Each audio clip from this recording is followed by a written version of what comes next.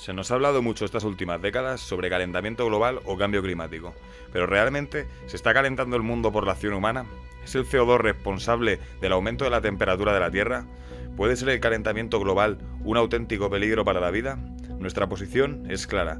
No existe evidencia de que un cambio en la temperatura en las medidas que se nos plantean pueda desembocar en un cataclismo ni mucho menos. Tampoco hay evidencia de que el cambio de temperatura sea a causa del CO2 y los demás gases de efecto invernadero, como tampoco podemos atribuir como directo responsable de un cambio climático al ser humano. La religión del calentamiento global está dañando la verdadera ciencia. En realidad, el cambio climático es una campaña política que será utilizada como excusa para realizar ese gran reseteo o gran reinicio del que ahora habla esa élite, que será el punto de no retorno para la implantación del nuevo orden mundial. Sabemos que muchos pueden decir que esto que hablamos es una teoría de la conspiración sin ninguna base real. Por ello, dejamos en la descripción de este vídeo, en YouTube, un enlace a un documental que cuenta con expertos científicos que demuestran cómo el calentamiento global se ha convertido en una danza política sin prácticamente fundamentos científicos. El vídeo está colgado en la plataforma UGTube. Por cierto, desde MDN recomendamos ampliamente la plataforma UGTube, ya que se ha convertido en una plataforma que permite la auténtica libertad de expresión, donde los creadores de contenido informativo no se exponen a ser censurados. Se ha podido ver a lo largo de estas últimas décadas cómo desde las élites gubernamentales, grandes corporaciones y grupos de poder están realizando una propaganda constante y un compromiso con el desarrollo de agendas políticas que se establecen con la excusa del cambio climático. El Programa 21 de la ONU, el Protocolo de Kioto, la Agenda 2030, el Acuerdo de París, la Normativa Euro 6, el Gran Reseteo del Foro Económico Mundial y la lista sigue. Los primeros países en dedicar sumas desorbitadas de dinero público fueron Inglaterra y Estados Unidos. Más tarde, con el paso de los años, hemos visto cómo este gasto hacia todo aquello que esté relacionado con el cambio climático se ha expandido a la política de otros muchísimos países. Las cantidades de dinero son abrumadoras. Por ejemplo, en el caso de Estados Unidos, sabemos que hasta finales de los años 80 se destinaba una cantidad de 170 millones de dólares al año en estas cuestiones. Esta cantidad, bajo expertos en la materia, era una cantidad razonable para este área. Posteriormente, según incrementaba la importancia de la teoría del calentamiento global, la cantidad fue subiendo progresivamente hasta los 2 billones de dólares anuales, creando un negocio multimillonario alrededor del cambio climático. Y solo se ha rebajado esta desproporcionada cantidad de dinero durante la administración Trump estos últimos casi 4 años. Declaraciones recientes del candidato presidencial Joe Biden en Delaware comentó a los reporteros que su administración debía volver a destinar una financiación de 2 billones anuales para distintas materias relacionadas con el cambio climático. Este flujo de dinero que se está produciendo alrededor de la temática calentamiento global no es casual. Para ponernos en situación, debemos remontarnos hasta los orígenes de cuando la política empieza a entrelazarse con el calentamiento global. Esta primera toma de contacto surge en la década de los 80 por Margaret Thatcher. Durante los años 84 y 85, la Unión Nacional de Mineros de Inglaterra se revolucionan y comienzan una huelga que provoca un desabastecimiento en las fuentes de carbón de la nación. Esto se unió a la problemática de que por aquellos años seguía siendo palpable la crisis del petróleo, lo que provocó una situación difícil para la administración Thatcher a la hora de conseguir un abastecimiento energético fiable. Ante esta problemática, ella y otras personas de influencia decidieron que tenían que sustentarse en una fuente de energía alternativa, la cual sería la energía nuclear. Una de las principales características de la energía nuclear es que no emite CO2. Años antes, el científico Bert Bolin teorizaba sobre la posible elevación de las temperaturas gracias a la acción de la quema de combustibles fósiles como eran el petróleo o el carbón, que aumentaría las emisiones de CO2 y que en teoría este sería el que elevaría las temperaturas. Una teoría fantasiosa para la gran mayoría de la comunidad científica. Esto deja de ser así cuando Thatcher absorbe esta teoría climática como un argumento político para apoyar su recién desarrollo que estaba llevando hacia la producción de la energía nuclear, valiéndose del argumento de que no emitía CO2. Entonces, como Margaret Thatcher necesitaba científicos que secundasen las posturas del calentamiento global, ella se presentó a la Royal Society con la premisa de que ofrecería dinero a las investigaciones que apoyasen esta posición de que el calentamiento global era cierto. Este apoyo a los científicos que investigasen el calentamiento global es tangible cuando en 1988 abre una unidad del Instituto Británico de Meteorología para el estudio de los modelos climáticos, que fue la base para la creación de un nuevo comité internacional, el famoso IPCC, una organización perteneciente a la ONU, que en teoría se presenta al público como la unión de los mejores 2.500 científicos de la Tierra, pero que en palabras de John Christie había de todo, y que si realmente estudiásemos la biografía de estos supuestos supercientíficos, encontraríamos a muchos cuya carrera es muy pobre e incluso personal, que poco tiene que ver con la ciencia, sino más bien con la política u otras áreas. Además, la IPCC fue acusada de fraude por tergiversar las palabras de los científicos o incluso censurar partes de sus informes. En el enlace del documental que hemos colgado en la descripción podemos observar las declaraciones del científico John Christie sobre cómo decidió dimitir del IPCC por cuestiones de cómo la redacción tergiversó sus palabras, o la explicación de cómo el profesor Paul Reiter dimitió y tuvo que llegar a amenazar al IPCC sobre consecuencias legales, ya que no querían quitar su nombre del borrador final oficial del IPCC después de su dimisión, aparte de la demanda que realizó el físico Frederick Seitz por los mismos motivos. Pero no son solamente estas las disputas que mantuvieron los propios científicos del IPCC con la organización para poder abandonarla, ya que todos los casos no entrarían en el documental ni aunque durase una hora. Pero si buscamos por Google, podremos encontrar centenares de científicos que dimitieron por causas de censura, tergiversación y fraude de los datos. Sin embargo, podemos ver cómo a día de hoy los medios de comunicación nos muestran el IPCC como esa coalición de fabulosos científicos que luchan por la verdad de manera limpia. Incluso aquí en la plataforma YouTube, si buscamos cambio climático IPCC, uno de los primeros vídeos, con una cantidad de visualizaciones considerable de 500.000 de visitas, es el canal de Quantum Fracture. Su vídeo se llama Cambio climático, ¿en quién puedes confiar?, donde nos explicará, como a niños de guardería, que debemos confiar en este IPCC ciegamente, sin nombrar los distintos casos de fraude, tergiversación que les hablé anteriormente.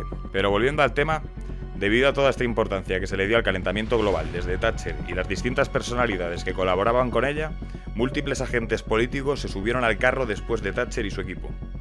Sobre todo después de la caída del muro de Berlín y el desmantelamiento del comunismo en gran parte de Occidente. Esto produjo que numerosos activistas, pensadores y personas estrechamente relacionadas con la dirección de este comunismo de Occidente en estado de quiebra se sumasen al movimiento medioambientalista, transformándolo gracias a la inyección de ideas marxistas en este. Así, el movimiento, que empezó como una campaña de Margaret Thatcher para argumentar a favor de la energía nuclear, fue modificándose poco a poco por un movimiento que se posicionaba en contra del capitalismo y del desarrollo. Pero como os daréis cuenta, este movimiento no es un movimiento obrero, ni mucho menos, sino que todo lo contrario. Es otro de estos movimientos orquestados desde las grandes élites capitalistas, hablando de lo malo que es el capitalismo. Para continuar, primero haré una pequeña aclaración. Cuando nosotros hablamos de las élites capitalistas globales, no nos referimos a un empresario cualquiera, ni al capitalismo como modelo, ni a sus seguidores, sino que nos referimos a esos grandes poseedores de riqueza y medios de producción que se organizan y confabulan dentro de múltiples logias herméticas contra la gente como tú y como yo. Una élite globalista que perjudica la soberanía de los pueblos y las libertades de sus gentes. El que ya sepa de qué tipo de gente hablo, saben bien cuál es el plan de ellos y quiénes son. Ahora no me centraré en explicar y dar datos sobre esta élite y sus planes, sino que lo dejaremos para otro vídeo. ¿Pero qué grandes capitalistas decimos que apoyan estas causas? Pues nada más y nada menos que los Rockefeller. Vimos cómo su fundación ha apoyado durante décadas este movimiento del calentamiento global. Una de las causas de la riqueza de esta importante familia es la antigua compañía petrolera Standard Oil, hasta que en el 2004 apostaron por vender toda inversión que tenían sobre combustibles fósiles para reinvertir en energías renovables. Cualquiera que sepa un poco sobre esta familia sabrá que no son hermanitas de la caridad y sabrán que han provocado desestabilizaciones en la economía de numerosos países y están relacionados con cientos de casos de estafa, asesinato, apoyar planes de esterilización y un largo etcétera. También los Gates. Otros, que son mostrados como filántropos, solamente con hablar de que Bill Gates fue el mayor accionista de la compañía Monsanto en la época en que fue público la toxicidad de sus productos transgénicos, las deformidades que podían causar muchos de sus productos, la destrucción de la agricultura africana o las múltiples enfermedades que ha ocasionado con sus herbicidas, debería de valer, pero las atrocidades de él son innumerables. También George Soros, uno de los multimillonarios más perjudiciales para Europa, que mediante su fundación ha conseguido implantar sus doctrinas de ideología de género, feminismo, multiculturalidad, fronteras abiertas y demás ideologías destructivas en Europa. Aparte de ser conocido mundialmente por quebrar el Banco de Inglaterra, haciendo honor a sus palabras de «yo no puedo y no voy a mirar las consecuencias sociales de lo que hago». Este ser repulsivo debió de cambiar de parecer cuando su, entre comillas, bondad le llevó a financiar la campaña contra el cambio climático de Al Gore. También tenemos a los Rothschild, la más importante familia de banqueros en la Tierra. Otros que también quebraron el Banco de Inglaterra después de que engañasen al pueblo inglés con falsa información de que habían ganado la batalla de Waterloo. para que el pueblo liquidase sus bienes materiales. También son causantes de la grave crisis de la economía de Rusia después de las leyes de mayo. Por no hablar de sus extrañas fiestas de disfraces que recuerdan a fiestas de estilo satánico, con decorado pagano, máscaras extrañas y juguetes de bebés desmembrados en las mesas de salón. A día de hoy, vemos cómo el influyente David Meyer de Rothschild es el activista modelo de este movimiento medioambientalista. En su popular libro denominado La guía de supervivencia al calentamiento global, nos da uno de los consejos vitales para sobrevivir al cambio climático: avanzar hacia la banca digital, para que el dinero físico desaparezca y sean las entidades bancarias las responsables de definir el capital que tiene el individuo. Es curioso, viniendo de la familia de banqueros más importantes de la Tierra. Por cierto, su padre es Evelyn de Rothschild, otro poderoso magnate que ayudó a Margaret Thatcher a privatizar recursos públicos como el petróleo inglés o el agua a corporaciones particulares. Podríamos continuar nombrando a más personalidades distinguidas de la lucha por la sostenibilidad, pero creo que ya habéis captado la idea de qué clase de gente nos referimos. En la actualidad, vemos cómo gran parte de las élites se reúnen en fundaciones como el Foro Económico Mundial, donde nos han mostrado un plan de reseteo económico y social denominado el Gran Reseteo o Gran Reinicio. Ellos afirman que el capitalismo ha fracasado y que necesitamos de una reconstrucción económica nueva, donde en aspectos generales se apoya la implementación de medidas que, bajo la excusa de conseguir una mejor distribución de la riqueza, más igualdad y equidad, acuden a la implementación de una especie de socialismo de alcance global de carácter entre comillas ecologista. No es un secreto ya que estas élites quieran imponer un impuesto sin precedentes sobre las emisiones de dióxido de carbono. Vemos cómo ya públicamente hablan de ese carbon tax a nivel global para en cuestión de años reducir las emisiones de CO2 por parte de los humanos a cero. También debemos saber que el carbón y el petróleo son los mayores combustibles usados por la industria gracias a su rentabilidad y bajos costes. Aparte de que las instalaciones de energías renovables a niveles de producción tienen un coste titánico. Evidentemente, una enorme cantidad de compañías desaparecerán al no poder adaptarse al cambio, haciéndose más fuerte aquellas compañías multimillonarias que se adapten, y las cuales apostamos que el dinero de impuestos del pueblo destinado a la lucha contra el calentamiento global será utilizado por ellos para hacer esa conversión y continuar su actividad económica con más poder y menos competencia, para posteriormente fusionar tanto a los estados como a estas pocas grandes corporaciones, como a fundaciones internacionales, bajo una misma institución de carácter global que será la que marque la normativa económica y social de los nuevos tiempos. Todo esto y más con la excusa del COVID-19 y el calentamiento global. Excusas utilizadas por el propio presidente del Foro Económico Mundial, Klaus Schwab. En su propio libro COVID-19, El Gran Reinicio, muchos pueden pensar que habiendo escuchado este plan, esta cumbre debería estar formada por un grupo de amantes de los videojuegos futuristas y películas de ciencia ficción con estilo orwelliano. Pero la realidad es que esta reunión del Foro Económico contaba con la presencia de líderes políticos y económicos, jefes de Estado, grandes empresarios y masones distinguidos, etc.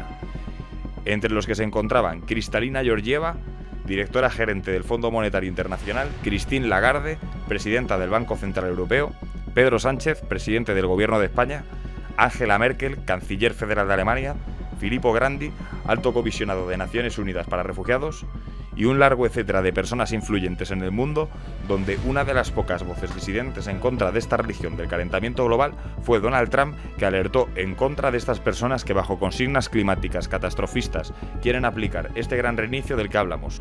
Por último, queremos destacar la importancia de estar bien informados. Ya sabéis que el conocimiento nos hace más libres. Por ello, volvemos a reiterar que visitéis la plataforma ObjeTube e investiguéis, pero no solo del cambio climático, sino de otros muchísimos temas de importancia que gracias a la libertad que permite esta plataforma podemos ver el contenido que en otras plataformas sería censurado rápidamente. Gracias por ver este vídeo, despierta y súmate a la rebeldía nacional.